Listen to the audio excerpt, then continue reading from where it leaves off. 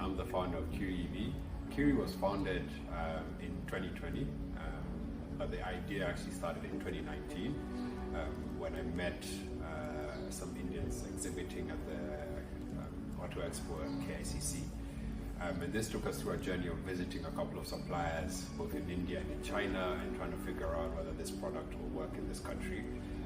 That culminated in us formalizing the company in January 2020 and also bringing in our first MVPs into the market.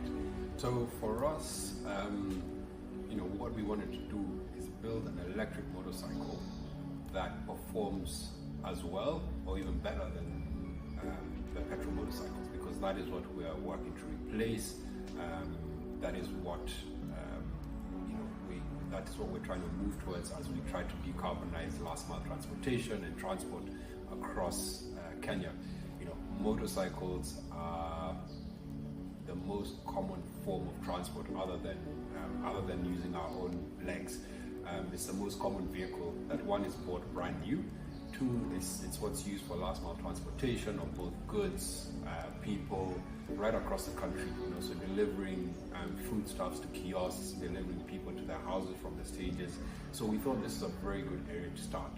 So, one thing was to make sure that it works just as well as the petrol ones, and this makes sure that in terms of carrying capacity, speed, range, and then now the main thing was also to make sure that it's cheaper. So, what's the draw?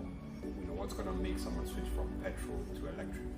And the main driver is that it's a lot cheaper to operate. It's per kilometer, it's about less than a shilling per kilometer compared to petrol, which is about 3 shillings per kilometer. And it is also cheaper to maintain. So in terms of your operational costs, things like changing your oil, service, we are looking at about $3 on a petrol motorcycle every 2,000 kilometers versus about $15 for a petrol motorcycle every 2,000 kilometers. So your operational costs are much cheaper.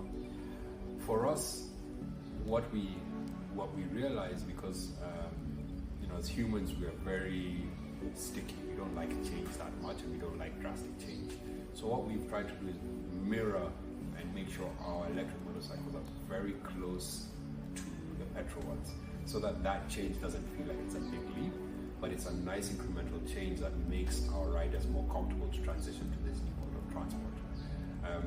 So I'd say the innovation is one, switching from electric to petrol, putting electric components, putting a battery. So what we've also done is, instead of using lead acid batteries, we've used lithium ion, which gives you more range.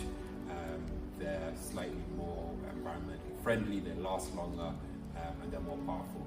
So that's where the main transition in terms of the tech is. But for us, we really feel it's that subtle changeover that will make people transition to this new technology.